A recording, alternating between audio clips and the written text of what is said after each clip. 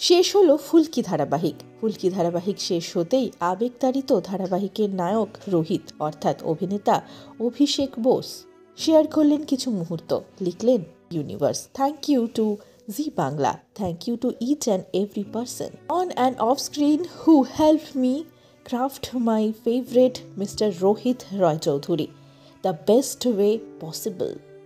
2.5 years an experience to remember, a journey of true pride Cine comes gossip. to an end. But life goes on, as once Rohit said. জীবনটা একটা boxing ring ফুলকি।